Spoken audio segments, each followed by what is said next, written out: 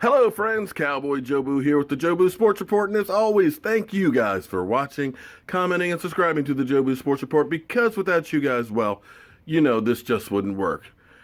Sadly, Santa didn't bring us what we wanted for Christmas. I know, he tried. He got Detroit Lions to lose, he got the Atlanta Falcons to lose, but sadly, we lost as well. But I gotta tell you, at least the NFL Network is definitely improved after cleaning some house.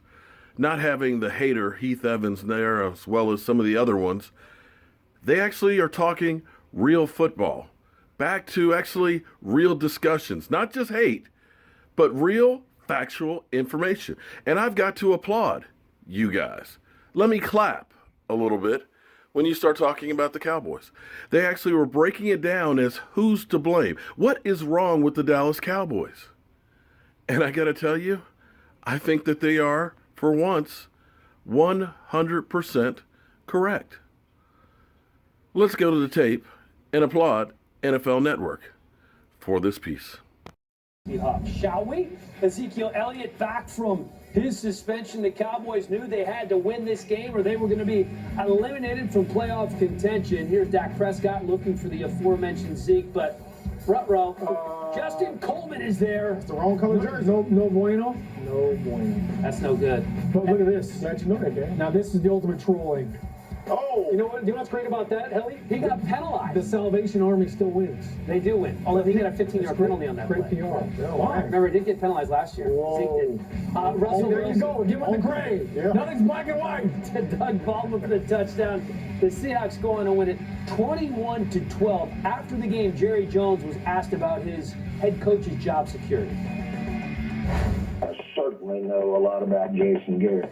Because of that, I can very quickly and candidly say he's not, his job is not at issue here at all. Let's not get into all the reasons why, and I won't get into all the reasons why not. Let's just say that it's not in the best interest of the Cowboys right now to be considering a head coaching change. Okay, so it sounds like Garrett's job is safe for now. 13-3 in 2016, 8-7 so far in 2017. You can see the numbers across the board worse this year than they were last year. Obviously, when your best player is suspended for 6 games, it's going to have an impact on the entire team. So let's throw Ezekiel Elliott out for a moment. Who else is to blame for the drop-off this year? For You know what, guys? I think at some point in time, a lot of these coaches need to be held accountable. Whenever you lose your best player, now you need to adjust the way you call games, the way you practice, whatever the case may be. It needs to be flipped around some kind of way. And whenever Ezekiel Elliott wasn't there, you saw a Dallas Cowboys team that looked confused. They didn't know if there was a running team or a passing team. Did we want to give it to Mars? Did we want to give it to Rod Smith? Did we want to let Dak take control? They had no direction. And then by the time they figured out, okay, we're the Dallas Cowboys, we're a running football team, it was too late.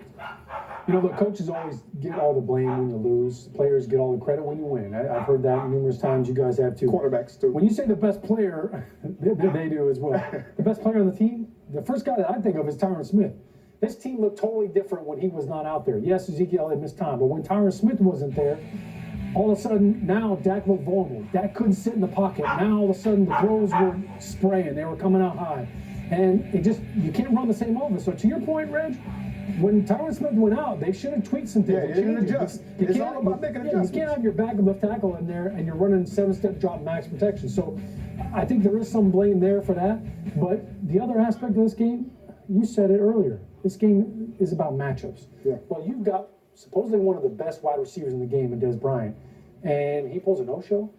Not 100-yard game all season long. That shocks me. Before the season started, we were talking about Zeke, Dak, and Dez.